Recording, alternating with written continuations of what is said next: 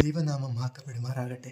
യോഹന്നാൻ 8:32 മുതലുള്ള വാക്യത്തിൽ നമുക്ക് കാണുവാൻ സാധിക്കുന്നത്, ചില യഹൂദന്മാർ യേശുവിൽ വിശ്വസിച്ചു.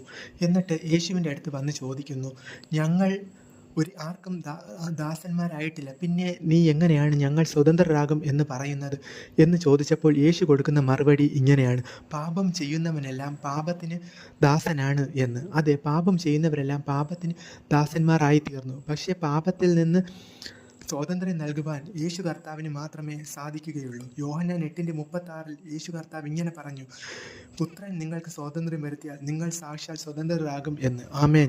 യേശു കർത്താവാണ് നമുക്ക് സ്വാതന്ത്ര്യം നൽകേണ്ടത്. പാപത്തിൽ നിന്ന് നമ്മെ വിടുവിക്കേണ്ടത് യേശു കർത്താവാണ്. ഫിലിപ്പിയർ 2:6, 7, 8 വാക്യങ്ങൾ വായിക്കുമ്പോൾ നമുക്ക് അവിടെ കാണുവാൻ സാധിക്കും, യേശു കർത്താവ് ദൈവതുല്യനായിരിക്കെ ദൈവത്തോടുള്ള സമത്വം മുറുകെ പിടിക്കാതെ മനുഷ്യനായി, വേഷത്തിൽ മനുഷ്യനായി, അതായത് ഒരു ദാസനായി ഭൂമിയിൽ വന്നു. അങ്ങനെയാണ്. അതുകൊണ്ട് യേശു കർത്താവിലൂടെ മാത്രമേ നമുക്ക് പാപമോചനം ഉള്ളൂ. അല്ലെങ്കിൽ യേശു കർത്താവിന് മാത്രമേ നമുക്ക് സ്വാതന്ത്ര്യം പാപത്തിൽ നിന്ന് സ്വാതന്ത്ര്യം കിട്ടുകയുള്ളൂ. ജനിക്കുന്ന ഏതൊരാളിലും ആദാമ്യ പാപം ഉണ്ട്. അതുകൊണ്ടാണ് മനുഷ്യൻ പാപം ചെയ്യുവാനുള്ള ടെൻഡൻസിയിൽ തന്നെ മുന്നോട്ട് പോകുന്നത്.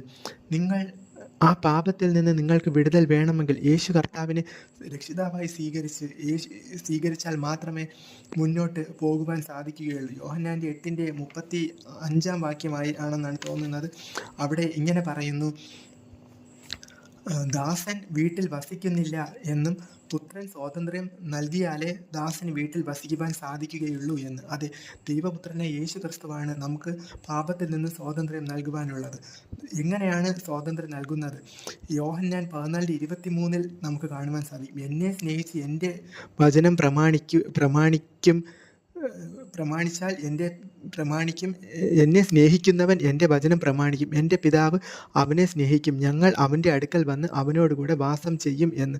അപ്പോൾ നമുക്ക് ദാസ്യത്തിൽ നിന്ന് പുത്രത്വത്തിലേക്ക്, അബ്ബാ പിതാവേ എന്ന് വിളിക്കുന്ന പുത്രത്വത്തിൻ്റെ ആത്മാവ് വേണം എന്നുണ്ടെങ്കിൽ നാം യേശു കർത്താവിനെ സ്നേഹിക്കണം, യേശു കർത്താവിൻ്റെ വചനം പ്രമാണിക്കുകയും വേണം. എന്നാൽ മാത്രമേ നമുക്ക് പാപത്തിൽ നിന്ന് സ്വാതന്ത്ര്യം ലഭിക്കുകയുള്ളൂ. അവിടെ പറയുന്ന വീട്, അതിന് സമാനമായി ഇവിടെ പറയുന്നു, ഞങ്ങൾ അവൻ്റെ അടുക്കൽ, അതായത് യേശു കർത്താവും പിതാവും വന്ന് ഈ കർത്താവിനെ സ്നേഹിച്ച് വചനം പ്രമാണിക്കുന്നവനിൽ വാസം ചെയ്യും എന്ന്. അതെ, യേശു കർത്താവും ദൈവവും നമ്മിൽ ഉണ്ടെങ്കിൽ മാത്രമേ നമ്മൾ ദൈവത്തിൻ്റെ മന്ദിരമായി മാറുകയുള്ളൂ. യേശു കർത്താവിനെ എല്ലാവരും രക്ഷിതാവായി സ്വീകരിക്കണം. ആമേൻ. നമുക്കൊരു നിമിഷം പ്രാർത്ഥിക്കാം. സ്നേഹമുള്ള ദൈവമേ, യേശുവേ സ്തോത്രം. ഹല്ലേലൂയ. യേശുവപ്പ, അങ്ങേ സ്വന്തം രക്ഷിതാവായി സ്വീകരിക്കുവാനുള്ള കൃപ എല്ലാവർക്കും കൊടുക്കണമേ കർത്താവേ, യേശുവിൻ നാമത്തിൽ തന്നെ. ആമേൻ.